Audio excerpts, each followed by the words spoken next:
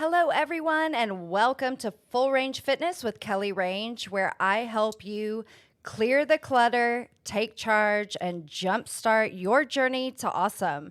We are broadcasting live on the End Resultz Radio Network from the Perimeter Roofing Studio inside the Country Inn and Suites by Radisson Hotel in the beautiful Stone Mountain, Georgia. I am super excited / super nervous because this is actually my very first show.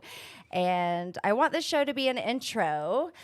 And I'm going to give you a lot of background information, and we're just going to kind of cover what my goals are with this podcast. And I also have a wonderful guest with me today. Her name is Emma Matos.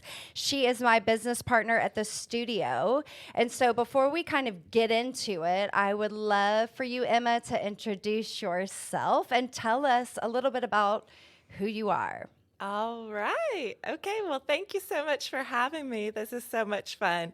Yes, I'm Emma Matos. I'm 29 years old. I'm a wife, a mother. I have 3 beautiful children, and I just love everything health and fitness.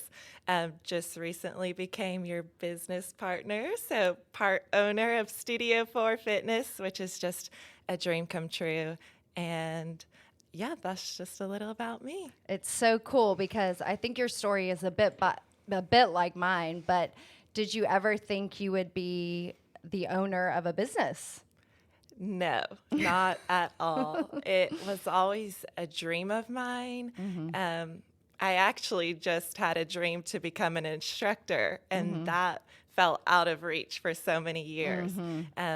But then just becoming an instructor and then working my way up and having God place this opportunity in my lap, just couldn't say no. And Absolutely. So excited. Yeah, I think it's one of those things that if it doesn't make you nervous or intimidated, then you probably aren't doing the things that you need to be doing. So sometimes it's about taking a massive leap of faith.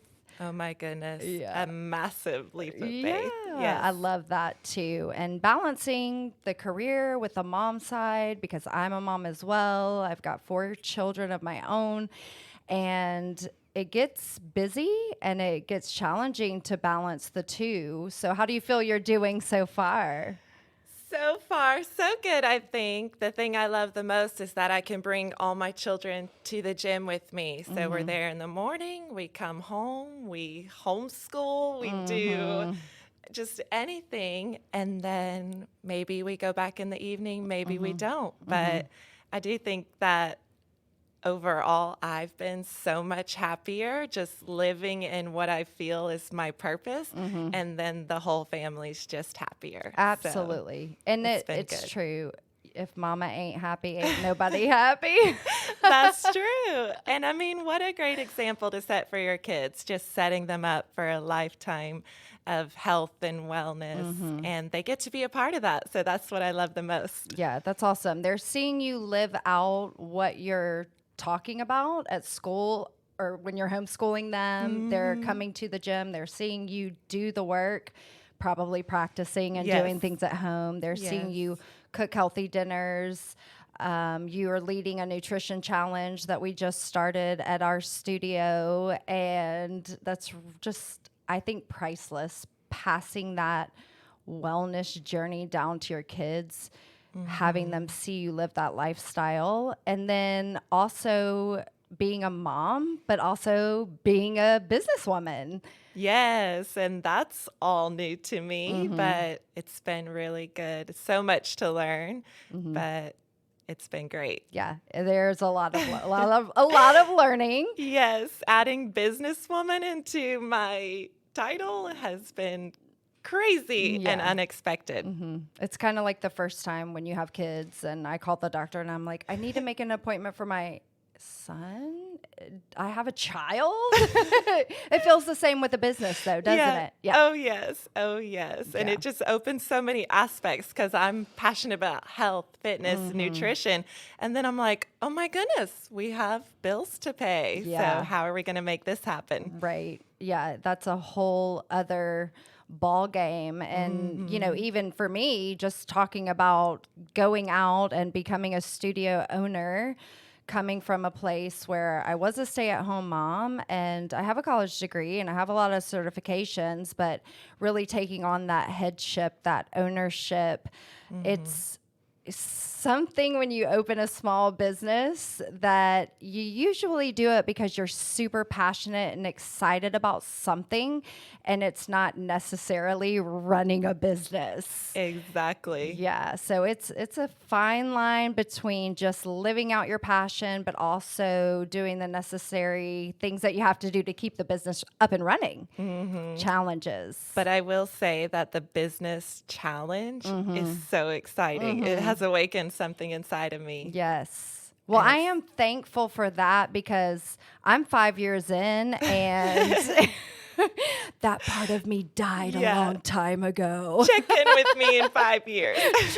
Truth. Well, that was really the purpose of bringing somebody else on, somebody else in, and bringing that life back into it, because we all know with the pandemic, that was my 5th year of business, and it really took me from year 5 back to year 1. And one of the things that I was most concerned about was starting from scratch, going and back, doing the guerrilla marketing, beefing up the social media, taking around passes and baskets. And it was literally starting over, and it takes a lot of energy to do that. So thank you, because you've kind of just brought that breath of fresh air and that excitement back. So very cool. I love that. You're welcome. Yeah. I love it. So cool. So now we know who Emma is. And Emma is my business partner at Studio 4 Fitness, which is a fitness studio located in Loganville, Georgia. And I think the podcast is going to go hand in hand with what I do every day, because pretty much I give the same speech every day. Every time someone new comes into the facility, or every time we have an existing member, even though we're all so very different, we have different schedules, we have different likes, we're in different seasons of our lives, a lot of things are the same. And so I'm hoping that I can kind of get all of that information out and direct people toward these podcasts, you know? Like, I've discussed that. Go to episode number 3. Okay. Right? I love it. Multitasking. So anyway, let's talk about the podcast and how it all came about. I was approached, asked, hey, have you ever thought about having your own podcast? And the answer was super simple. No. Absolutely not. And so how did I go from an absolutely not to where I am right here, right now? And truly, I'm just asking myself that question right now. No.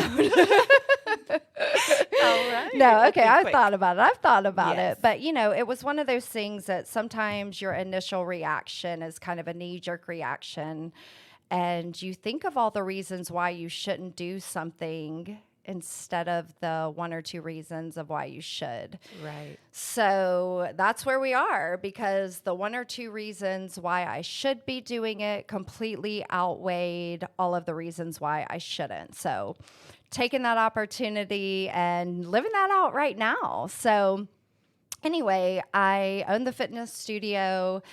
The business model was designed around the busy life of a woman. We're an all-female fitness facility, and it's a cool thing to have a niche market. It was a little less cool during the pandemic when your market population was so severely affected. But, you know, the idea of having a female-only fitness facility is, it gives people an opportunity to feel comfortable in their fitness environment when, you know, they might otherwise not feel comfortable at all. And you've got to be comfortable. So important. And I mean, we have people come in and say, well, what do I wear? You know, they're so intimidated that they think that they have to have a specific outfit on. Yeah. And so coming into a female facility hopefully will take some of the intimidation out of it. So definitely. Yeah. And it doesn't matter what you wear, by the way. Wear what you We've want. had all sorts of outfits. We have. Yes, absolutely. They're all good. They're all good. I mean, you can move technically Yeah. in jeans. So Everyone welcome. all outfits welcome, except for maybe leotards and like pantyhose. I don't know. I've seen you in a I leotard. know. Yeah, that's unfortunate. Halloween. That's unfortunate. Complete with blue eyeshadow. Right. Hello. That was own great. it. If you're going to do it, own it. That's all. I'm That's gonna say. right. So, owning the studio, getting into business for myself, it really didn't take long for me to see patterns emerge and be able to see the difference between someone that wins and someone that loses in their wellness goals. Yeah. So part of the issue, I believe, and I think that you'll agree with me, is there is too much information. Oh my goodness. Yes. It's And- just overwhelming. It's overwhelming. And I think the basics get smothered. And sometimes you just got to strip it away and get back to the simple truth behind the body, the science behind the body, the way Yeah. that we were created. Those things aren't going to change. Right.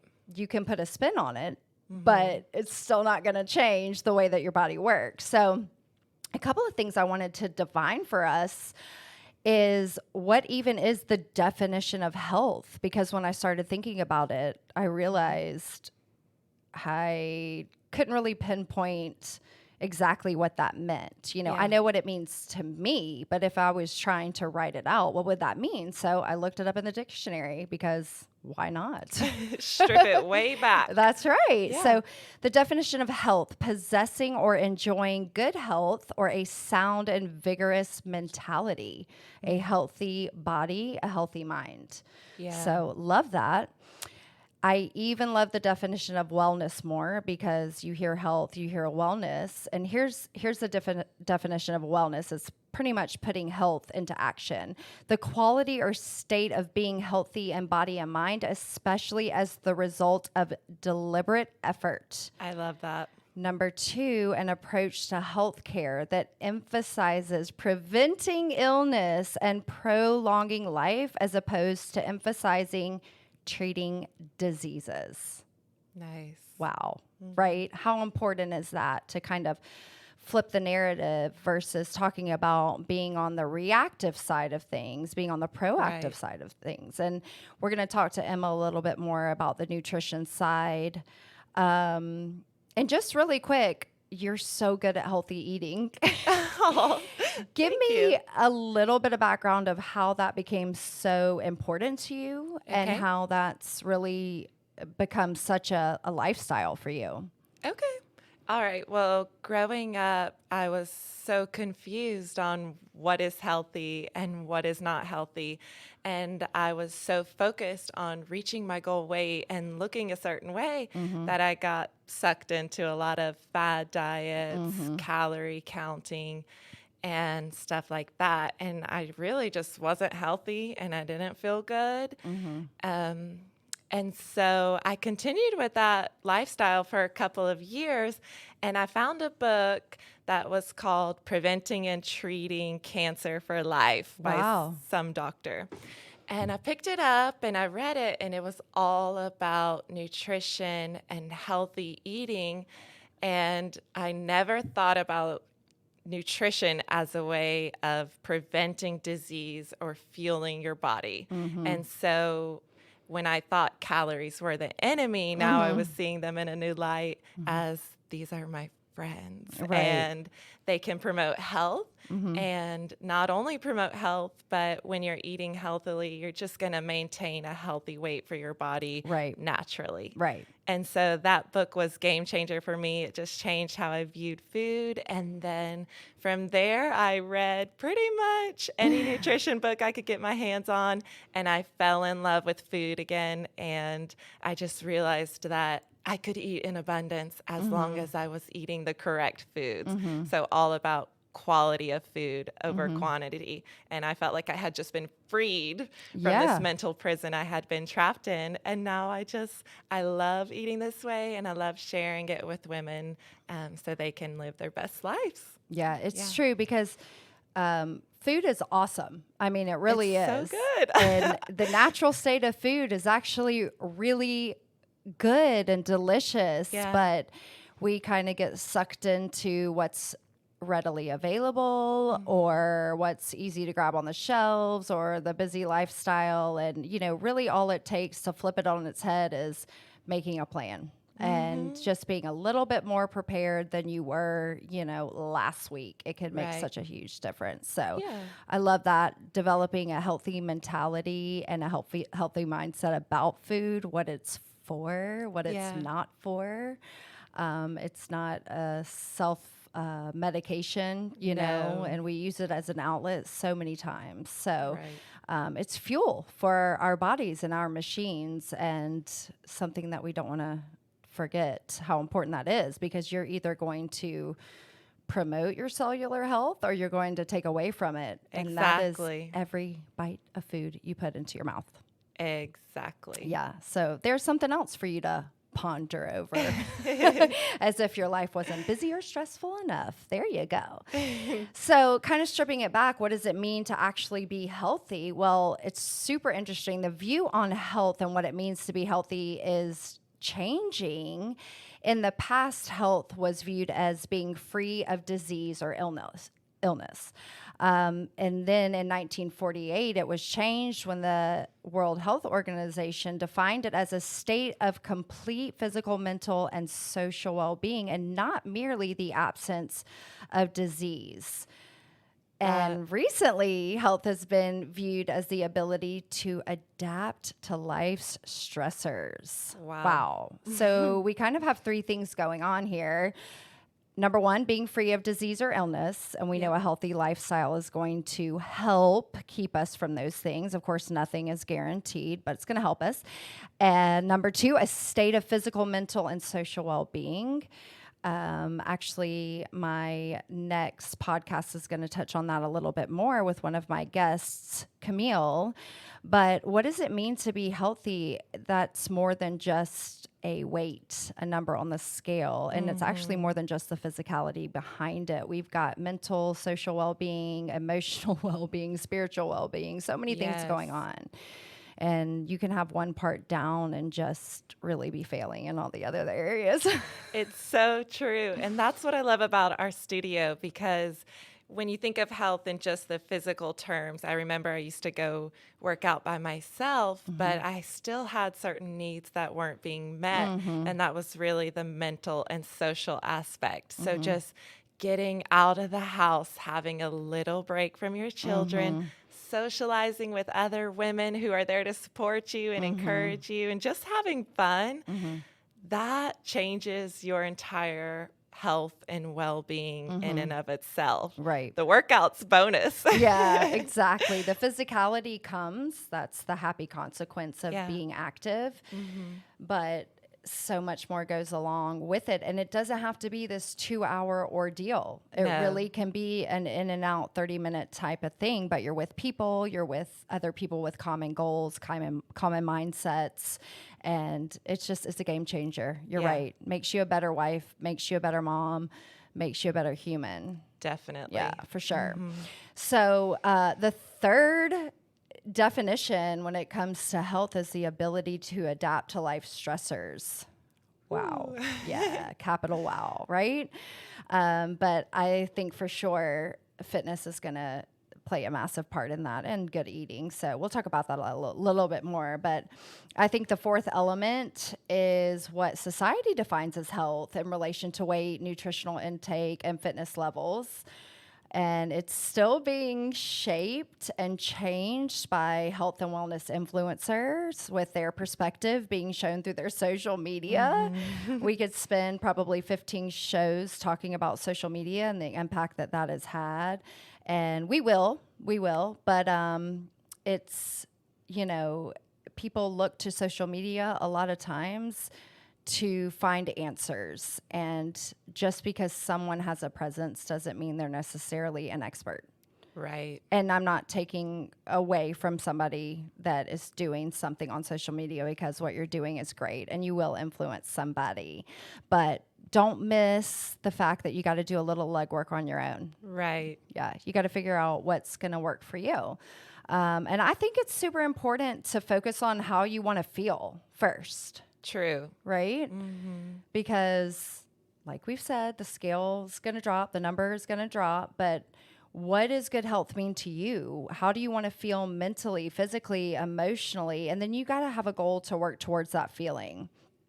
So, Emma, you teach a program that's yoga, Pilates, and Tai Chi. So if somebody wanted to have less stress, they might focus on something like that, incorporating more mindfulness and relaxation, meditation, those types of things. What do you think another good way for somebody to kind of pull the stress element down a bit could look like? Definitely. Well, including the body flow or some type of yoga or just relaxation. Physically stretching really does release a physical stress that you might be carrying in your body. And then also I love like a good cardio session for all those good endorphins, and that really relieves stress. Body combat. Go punch something. Absolutely. No. Yeah, I mean, it's so true, and people can listen to their body. Your body is going to give you warning signs, right? It's going to tell you what you need. If you need to de-stress, you're going to know it. If you need to get moving more, you're going to know it. If you need to eat better food, you're going to know it. So don't discredit your own intuition. Right. And then you got to do the work to find what works for you. Yeah, I think it's all about what makes you feel happy, what makes you feel good. Not everybody's going to love yoga. Not everybody's going to love dance. But if you're doing the exercise that you love, you're going to feel good and you're going to get results and you're going to be able to stay with it because you love it. Yeah, people ask all the time, well, what's the best thing for me to do? And the short answer is, what do you like to do? Right. Because that's the best thing for you to do, because that's what you're actually going to do. Exactly. You got to like it, and at least a little bit. Yeah. And you can carry that over into nutrition as well. Sure. Like if you have 3 healthy meals that you love, put them on repeat. You don't always have to change it so much. Right. I mean, variety is good, but if you love something and you can be consistent with it, then that's going to set you up for success. Yeah, agreed. And I think it's people kind of want, again, just this cookie cutter formula to success. And there's just not one, because what works for one person doesn't work for the other person. So really be mindful when you're looking for ideas and where to go. Understand that there's going to be that legwork behind it, and you're not going to get it right the first time.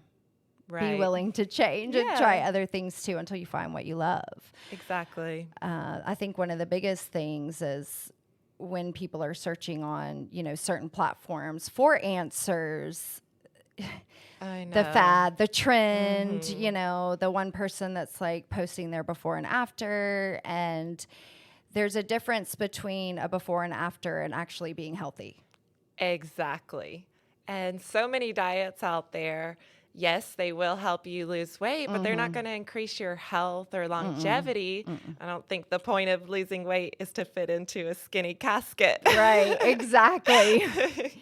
So you have to be mindful of who you're listening to. I mean, you could drop 100 pounds eating 1,200 calories of Oreos. You're not going to be healthy. Yeah, exactly. So exactly. You have to watch out. It's a scary world out there, honestly. But, really some red flags. I'm just going to throw some out there. Anything that tells you not to exercise, red flag. Throw it out the door. You got to exercise. Your heart needs it. Your body needs it. Everything in your body needs movement. We were made to move. You've got to move. So if it says, hey, do this and you'll lose weight without exercise, wrong. Get it out of there. Yes. Anything that promises you can lose over 10 pounds in a month. Ooh. Oh my goodness. I attribute these ideas a little bit even to the show, The Biggest Loser. Do you remember that show? Yeah. And these people would get on there and they would lose like 30 pounds in 2 days or whatever it was. And it all comes back. It comes back. And these people were literally medically monitored and paid to, someone fed them. Oh my goodness. Then they went and worked out and burned it off, and someone fed that. I mean, that's not your lifestyle. Like, no, that's not realistic. So you've got to get those ideas out of your head. I have people come in all the time. It makes me laugh. They'll be like, I've got a goal. I need to lose 20 pounds. And I'm like, awesome. What's the goal? I'm going to be in a wedding. Cool. When's the wedding? It's in 6 weeks. I'm like, no. oh, man, that sucks. You're not going to hit that goal. Sorry. Hope you bought that bridesmaid's dress a couple sizes up. But yeah, it's just not realistic. And if you are losing that much weight that quickly, chances are it's not the right kind. So anything that hints it's going to be easy. What about that? Right? Yeah. This is easy. This is the easy button. It's so easy. Well, making changes to sometimes a lifetime of bad habits is not easy. It's going to take a lot of determination. Especially not in the beginning. I think you'll get to the point where it becomes natural and just part of your habits and lifestyle. But in the beginning, no, it's not easy. Absolutely. And I don't know that a few of our classes ever get easier. Right. You just push harder. That's right. Yeah. What about anything that implies you don't have to work hard? Again. Yeah. Come on now. We got to be a little bit smarter than that. And then anything that's going to promise a quick fix, it's not beware. there. Yeah, it's not there. Reality is important. Pop these pills. Right. And you're good to I go. always say, if there's a pill that's going to do it for you, I'm going to sell it. Because I will literally be the richest person on the planet. So don't you worry. If I find it, you gonna know about it. Okay, I'm gonna put it for sale. Oh, man. But I think realistic goals, baby steps, progress over perfection. It's great to want to do something great, but that perfectionist tendency can really be counterproductive when it comes to health and wellness, because you're setting yourself up for failure because you're not going to be perfect. Let it go. Let it go now. And then I just think one of the biggest reasons that, and I think this is, you and I talk about this all the time, is the people that come in and they talk about it, but they don't even get started. They literally fail because they don't even get started. They have 100 reasons why they can't instead of listening to the one reason why they can. Right. And with people who think that way, of course, you and I, we want to pull them in and we want to do it for them. Yes. We want to help. But there does come a point where they have to do it for themselves. We're going to be there for you. We're going to encourage you. But you've got to get started. And it can be intimidating. And I know there's a lot of fear and things that hold us back. But getting started is the most important part. That's the foundation. You don't start, you never move forward. So I think for me, this podcast, the most important thing is just to encourage at least one person, just one, to get started. And this filters over into any area of your life. Maybe you've got the fitness thing down. Maybe you eat amazing. Maybe it's in business. Yeah. Maybe it's with your family. Maybe it's in your relationships. But to really take these leaps of faith, go after things that intimidate you. Don't be afraid of it. I mean, there's a huge fear factor. Trust me, I've been nervous about doing this since I agreed, since I said yes. Yeah. And now, whenever I come back, I've got another 30 days or whatever to be nervous about it again. But you got to do that. You got to do that. You got to put yourself out there. So it's the only way to get over your fears. It's just to do it. And you'll get better and better. It's so true.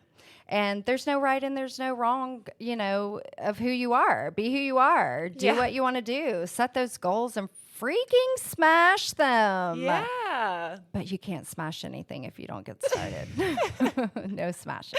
So, Well, I want to thank everybody for tuning in to Full Range Fitness with Kelly Range on the End Resultz Radio Network from the Perimeter Roofing Studio inside the Country Inn and Suites by Radisson and Stone Mountain. I also want to thank Emma for being here today. Thank you for having me. So awesome. much fun. Thank you so much. Please stay tuned for upcoming shows. And until next time, this has been another episode of Full Range Fitness with Kelly Range. A huge thank you to everyone tuning in, and I'll see you next time.